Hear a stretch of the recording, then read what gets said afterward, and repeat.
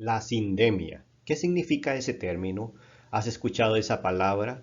Si no, posiblemente en los próximos días escucharás por los diferentes medios de comunicación muy seguido la palabra sindemia, porque es un problema global que tenemos hoy. Estamos enfrentándolo. Y hoy, en un café con la Biblia, vamos a analizar esa propuesta de sindemia.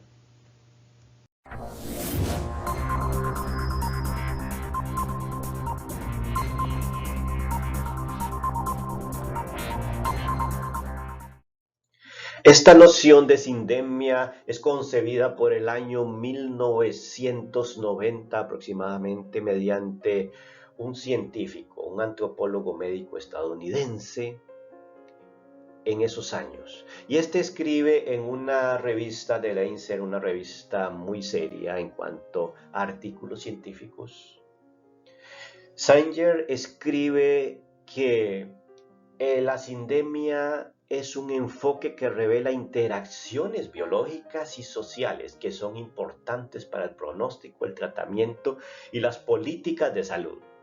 Ahora bien, ¿qué quiere decir esto?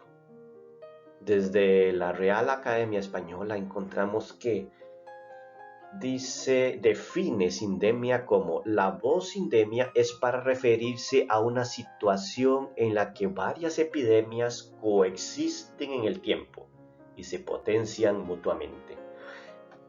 Esto nos da una idea de lo que es una sindemia, y es que la sindemia tiene que ver con dos males que interactúan y colaboran uno con otro. Es decir, puede haber un problema biológico como lo tenemos ahora con la pandemia del COVID-19 y también puede interactuar con otras enfermedades no transmitibles, dicen los médicos, como la diabetes, la obesidad y todos estos factores de riesgo. Entonces se hace mucho más grande el problema. Sin embargo, también hay una sinergia con los factores sociales o aquellos problemas sociales que surgen por y a través de una pandemia. Veamos qué dice un poco más algunos artículos científicos al respecto.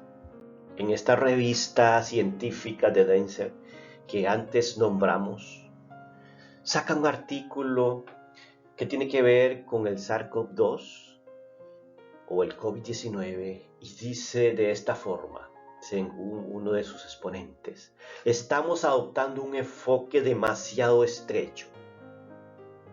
Todas nuestras intervenciones se han centrado en cortar la línea de transmisión viral, controlando así la propagación del patógeno. Pero lo que hemos aprendido hasta ahora nos dice que la historia del COVID-19 no es tan simple. Hay dos categorías de enfermedades que interactúan dentro de poblaciones específicas: la infección por el coronavirus, del síndrome respiratorio agudo o el SARS-CoV-2 y una serie de enfermedades no transmitibles. Ahí les dejo el enlace para que puedan estudiar un poco más este artículo que se publicó en esta revista científica. Aquí lo que está diciendo es que solamente se está atacando al patógeno, al virus, como lo hablan médicamente los especialistas. Se está atacando de esta forma solamente este elemento mediante diferentes tratamientos médicos, vacunas, distanciamiento y todos los protocolos sanitarios que nos han impuesto. Y si bien es cierto, esto es muy adecuado, posiblemente no han visto la otra cara de la moneda. Y es que nos estamos enfrentando a otras enfermedades no transmitibles que no tienen que ver con el virus.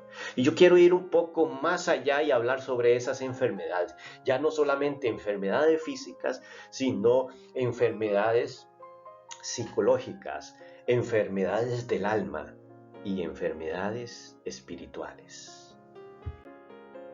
Por ejemplo, aquí en el recuadro vemos un mapa conceptual de lo que puede representar las enfermedades de la pandemia junto a las enfermedades sociales que al final hacen que se cree una sindemia, porque es una colaboración de una pandemia con otra pandemia de otro tipo. Entonces veamos aquí, por ejemplo, vemos en este enunciado que la pandemia más enfermedades sociales forman la sindemia, pero esas enfermedades sociales ¿de dónde vienen?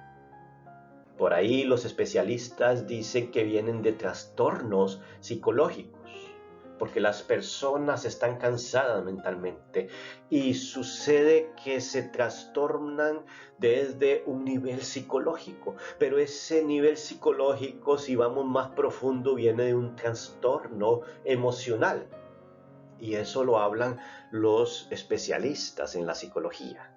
Sin embargo, hasta aquí queda la psicología. La psicología queda con los trastornos emocionales y los trata de una forma o de otra, utilizando un enfoque u otro, trata de corregir esos trastornos emocionales. Pero muchas veces decimos, ¿por qué es que no funcionan muchos de esos tratamientos?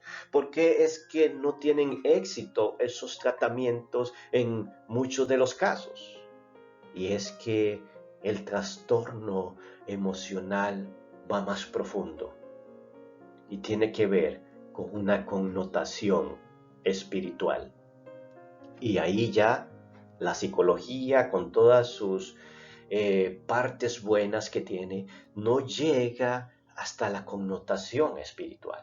Entonces hoy vamos a analizar un poco sobre qué podemos hacer con la parte espiritual para que los trastornos emocionales se vayan corrigiendo y así aquellos trastornos psicológicos no aparezcan en nuestro ser, y entonces las enfermedades sociales puedan erradicarse, que no seamos un agente de enfermedad social.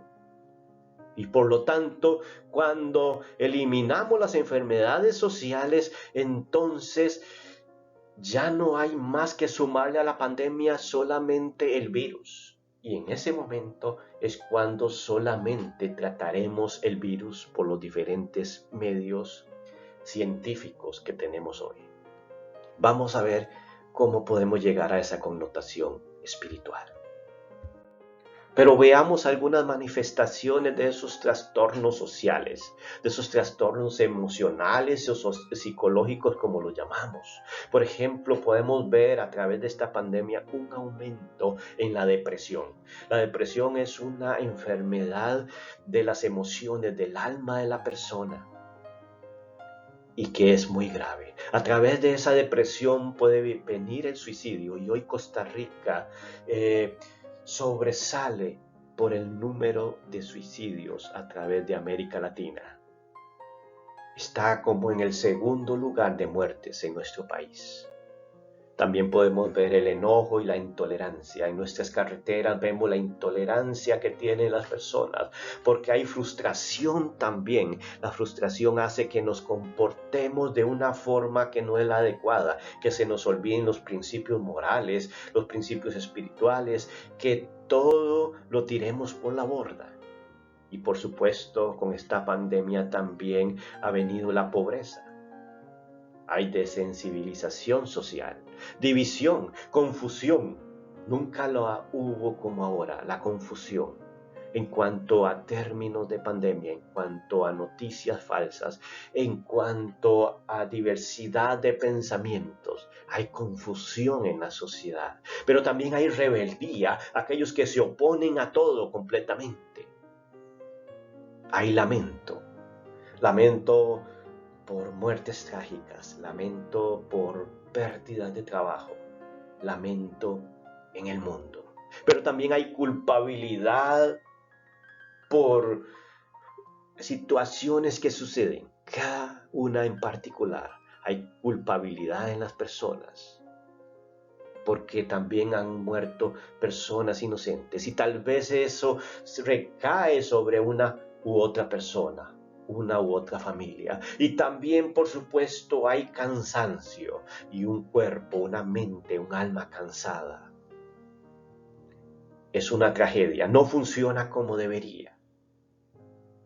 Entonces, estas enfermedades sociales, emocionales, psicológicas, ¿cómo podemos erradicarlas? O por lo menos mantenerlas al margen. Veamos lo que dice la palabra de Dios. Ahora sí vamos a entrar a lo que nos dice la palabra en cuanto a esto.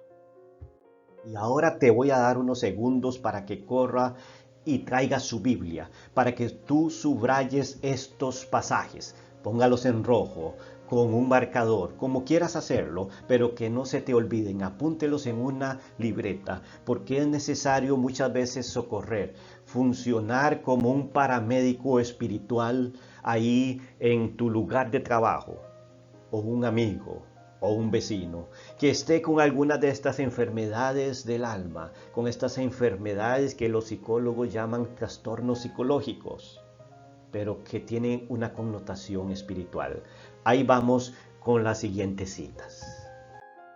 Y aquí va el primero de los consejos, y es el principal porque si no cumples este, no pueden hacer efecto los demás consejos que vamos a ver. Entonces, primeramente, asegúrate de haber hecho la decisión por el Señor.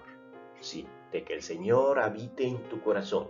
¿Por qué? Muy sencillo. Aquí Isaías 41:13 nos dice, porque yo soy el Señor, tu Dios, que sostiene tu mano derecha. Yo soy quien te dice, no temas, yo te ayudaré.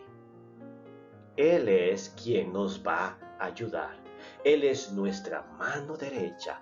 Él es nuestro Dios. Cuidado usted con tener otro Dios que no sea el Señor, el Dios de la Biblia. Ninguna otra forma de Dios, imagen, lo que sea, es válida en este momento. Solamente Dios, Jehová de los ejércitos, Jesús el Redentor.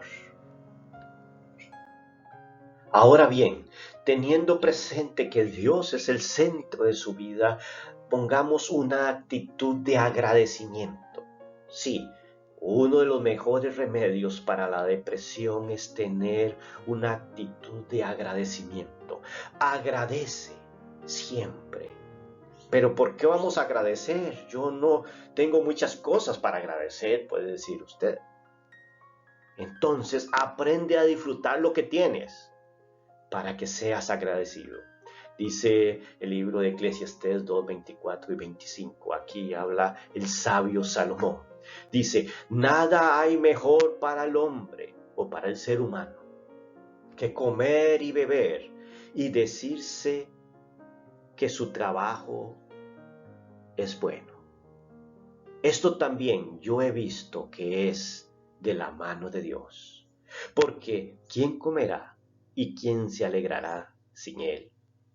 Eclesiastés 2:24 y 25. Aquí Salomón está hablando de que debemos de ser agradecidos porque la dicha del ser humano está más bien en comer y beber y disfrutar de su buen trabajo. Si tú tienes comida sobre tu mesa, entonces agradece. Decide, porque si tienes trabajo, eso es un don de Dios. Dice que eso proviene de la mano de Dios. Porque nadie comerá ni se alegrará sin Dios, sin Él, dice el pasaje. Quiere decir que aunque tú no tengas trabajo, pero si puedes comer o alegrarte en algún momento, es porque Dios está ahí. Aunque te hayan tenido que llevar un diario porque no tenías, Dios proveyó a través de esa persona. ¿Qué sigue diciendo? Eclesiastés 3:12 y 13 dice, sé que no hay nada mejor para ellos que regocijarse y hacer el bien en su vida. Debemos de regocijarnos, estar gozosos y hacer el bien a los demás. Además que todo hombre que coma y beba y vea lo bueno en todo su trabajo. Eso es don de Dios. Pero dice otra vez que coma y beba. Eso es un beneficio, una bendición que Dios nos ha dado a cada uno de los que podemos hacerlo. Y dice, y vea lo bueno en todo su trabajo. Porque ver lo bueno en el trabajo es una actitud. Porque el trabajo en sí mismo no es bueno ni malo, sino que es la actitud del trabajador, si es buena o es mediocre o es mala, o es una persona que se queja constantemente por su trabajo. Debemos de ser agradecidos, porque eso es don de Dios, dice Eclesiastés. Es un regalo de Dios. ¿Qué dice el pasaje que sigue? Igual, el sabio Salomón en el capítulo 5 de Eclesiastés, verso 18. He aquí lo que yo he visto que es bueno y conveniente. Y pone 2 puntos. Salomón, el sabio, el que analiza, el filósofo, va a decir lo que es bueno y conveniente. Y él dice, comer, beber y gozarse uno de todo el trabajo en que se afana bajo el sol, en los contados días de su vida que Dios le ha dado, porque esta es su recompensa. Aquí Salomón está hablando que el comer, el beber y el gozarse de todo tu trabajo. Nunca, nunca atesores dinero para no gastarlo. Gózate de él. Es una bendición de Dios lo que ganas. Es algo que Dios te ha dado. Y la posibilidad de comer y beber, por supuesto, de tener con quien compartir eso también, de alguna forma. Eso es por lo que nos afanamos debajo del sol, dice aquí Salomón. Esta es nuestra recompensa del trabajo. No hay más, no podemos atesorar, porque cuando viene la muerte, todo eso se queda. Debemos de ser agradecidos. El siguiente consejo tiene que ver con eliminar la amargura, porque la amargura te va a hacer la vida imposible, completamente invivible. Dice Eclesiastés 7:14, alégrate en el día de la prosperidad y en el día de la adversidad considera. Dios ha hecho tanto el uno como el otro para que el hombre no descubra nada que suceda después de él. Aquí nos está hablando de un misterio, el misterio de Dios. Muchos se amargan porque están pasando una condición que no es la mejor, tal vez económicamente, financieramente o en su familia, muchas veces consecuencias de nuestras acciones, pero en otras ocasiones sucede como algo fortuito, algo inesperado. Y es que dice, alégrate en el día de la prosperidad. Debemos de tener gozo, alegría, aceptar las condiciones tal y como vienen, en el día de la prosperidad y en el día de la adversidad. Porque vendrá adversidad siempre. Siempre hay vacas gordas y vacas flacas. Entonces dice que en el día que venga la adversidad debemos de considerar, meditar. Dios ha hecho tanto el uno como el otro. Dios permite una cosa y otra cosa porque Él tiene el control de todo. Aunque Él directamente no lo haga, Él controla todo, para que el hombre no descubra nada que suceda después de él. ¿Qué quiere decir esto? Que no podemos adelantarnos y decir, yo soy próspero hoy y seguiré por siempre jamás próspero. O yo estoy mal hoy y así será toda mi vida. No, dice para que el hombre no sepa su futuro. Vienen cosas buenas y cosas no tan buenas, pero eliminemos la amargura de nuestras vidas. No podemos ver el futuro. Ahora dice, regocijaos en el Señor siempre. Otra vez lo diré, regocijaos. Filipenses 4:4. Aquí Pablo está hablando y él está diciendo, regocíjese siempre, pero ¿en qué? En la calamidad, en la prosperidad. No, dice en el Señor, por tener a Dios en nuestra vida. Regocíjese. Eso quiere decir, danse de felicidad. Regocijaos en el Señor siempre. Y Él lo repite, otra vez los digo, regocijaos, alégrese, dice aquí el apóstol Pablo. Busque la felicidad. Pero ¿qué cuando viene la angustia? Porque muchos me dirán, es muy fácil regocijarse cuando todo va bien, cuando hay prosperidad y tranquilidad, paz, armonía. Pero ¿qué cuando viene la angustia? Es una realidad la angustia en la vida del cristiano. Por supuesto, mira lo que dice el salmista en el Salmo 118:5. En medio de mi angustia, que dice, invoqué al Señor. El salmista sabía que solamente invocando al Señor, eso es una connotación espiritual, invocar al Señor, pedirle a Él, suplicarle a Él. Y dice cuál es la reacción del Señor, y el Señor me respondió. Es decir, quitó la angustia y me puso en lugares espaciosos. ¿Por qué habla de lugares espaciosos? Porque cuando estamos angustiados nos sentimos oprimidos, encerrados, apretados. Nos sentimos como en un calabozo, no hay puertas de salida. Estamos en la depresión. Aquellas personas que han tenido depresión la pueden describir quizás como de una forma que están ahí encerradas, oprimidas, que no tienen salida y que no ven la luz. Pero dice que aquí cuando claman al Señor, Él responde y los pone en lugares espaciosos, lo contrario de la depresión, en un lugar amplio, en medio de una plaza luminosa, en lugares espaciosos. Nos va a poner cuando clamamos a Él. Pero también debemos entonces refugiarnos en el Señor y veamos lo que dice Santiago 5:13, un consejo de Santiago o Jacobo. Dice aquí, y lo hace en forma de pregunta: ¿sufre alguno entre ustedes? ¿Entre vosotros sufre alguno?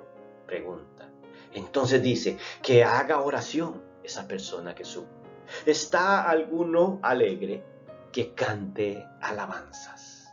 Mire lo que está hablando Santiago. Si estás en aflicción, en angustia, haga oración, es decir, invoque al Señor. Está respaldando al Salmo 118:5, porque la palabra se respalda a ella misma. Dice que haga oración, y es cuando menos queremos orar.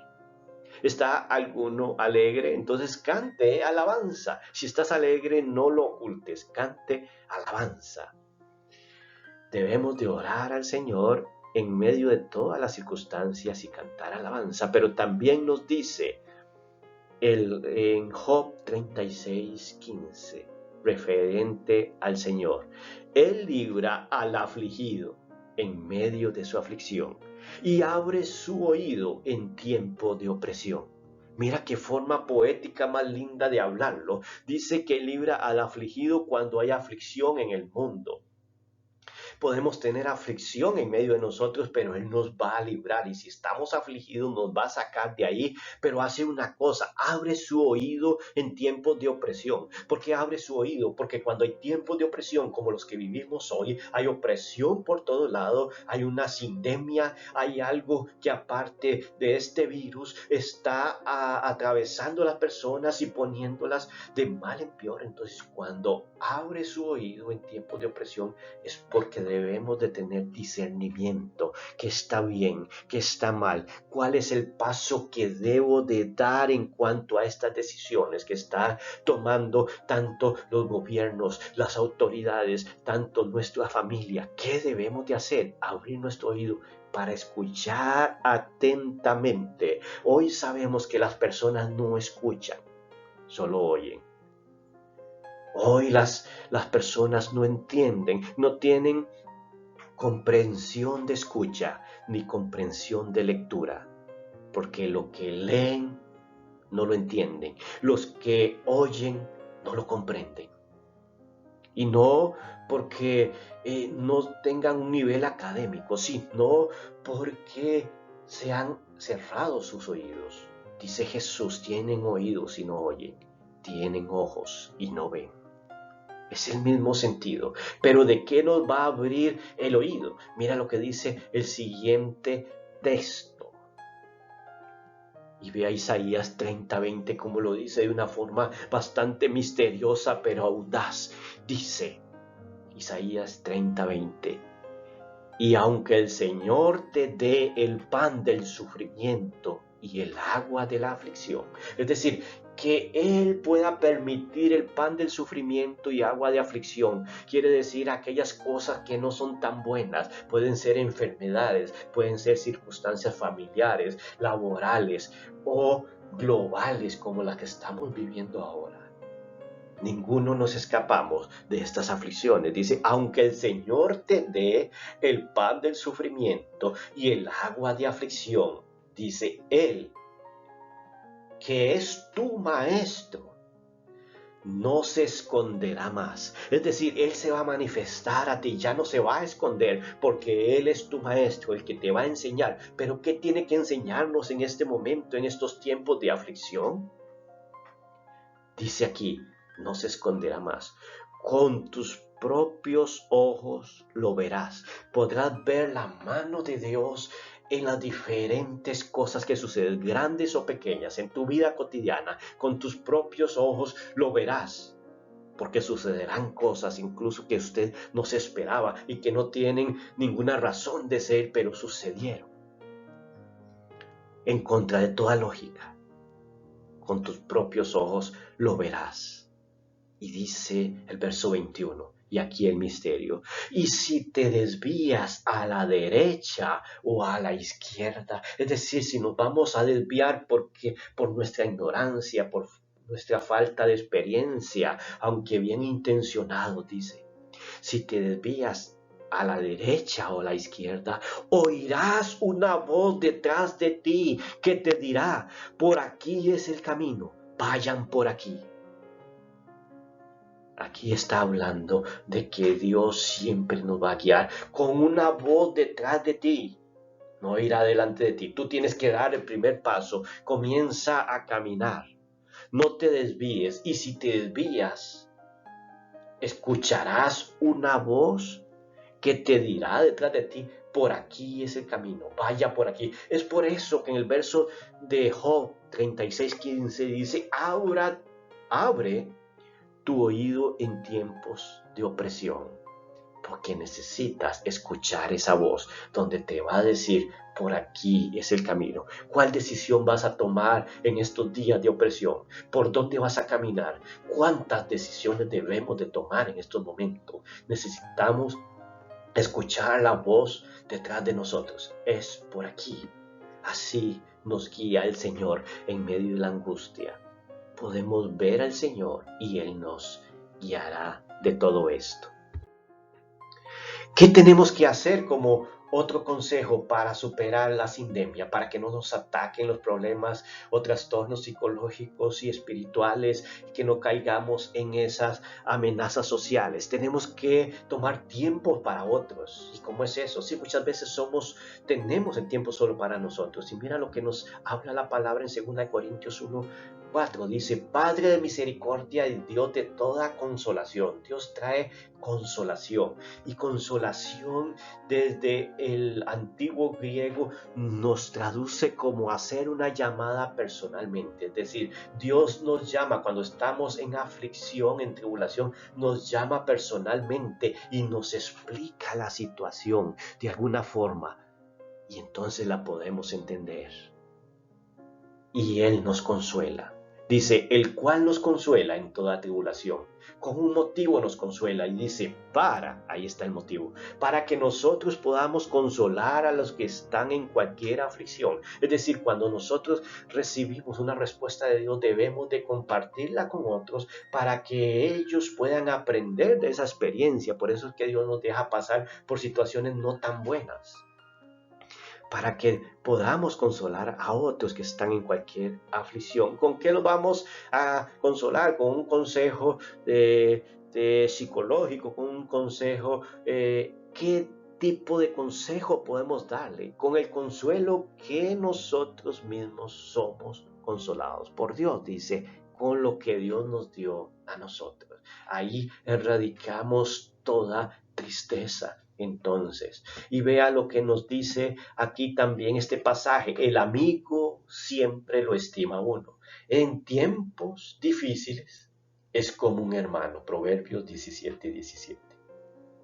Aquí está hablando que el amigo se conoce en los tiempos difíciles. Es necesario que tú te hagas un amigo, una amiga, una persona que esté ahí al lado en los tiempos difíciles, con quien usted pueda compartir. Muchas veces sería bueno 2, 3, 4, 5 amigos, pero se hace imposible. Muchas veces casi solamente tenemos un amigo de confianza en el cual podemos poner todas aquellas dificultades y compartirlas con él, y tal vez esta persona pueda darnos un consejo, tenga un testimonio de consolación, como lo dice el pasaje anterior. Es bueno en estos momentos compartir con otras personas que tengan los mismos intereses y que podamos saber que ellos nos entienden a nosotros también.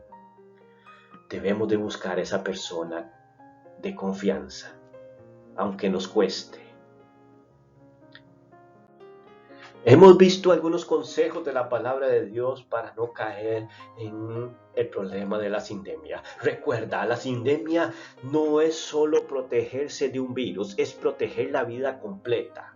Y proteger la vida completa consiste en lo siguiente: en tener agradecimiento en nuestras vidas, en tener gozo, generar ese gozo, en perdonar. Perdona aquellas faltas. No es necesario estar recordando. Perdona, porque no vale la pena traerlo al presente siempre, aquellas ofensas. Discierne por donde debes de andar. Escucha la voz interior, escucha la voz de Dios que te está diciendo: por aquí es el camino. Ten un dominio propio en cuanto a disciplina. Debemos de ser disciplinados para cumplir ciertas estrategias, protocolos y toda clase de cosas que nos van a beneficiar a nosotros mismos. Debemos de disfrutar de las cosas grandes y pequeñas que tenemos en nuestro lugar de trabajo, en nuestra familia, en nuestro ambiente, en el entorno. Debemos de ser, por supuesto, prudentes. La prudencia nos va a ayudar a que podamos sobrellevar los problemas sociales, los problemas pandémicos.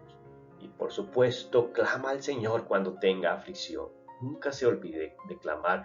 Refúgiate en Él y por supuesto, apóyate en un amigo. Recuerde que estos consejos te van a ayudar a no hacer de esta pandemia una sindemia. Gracias por estar con un café con la Biblia. Espero que haya sido de gran ayuda esta disertación. Si tienes algún comentario, pregunta o quieres contactarse con nosotros para participar de nuestros estudios bíblicos, escribe al correo que se encuentra en la descripción. Muchas bendiciones para cada uno de ustedes.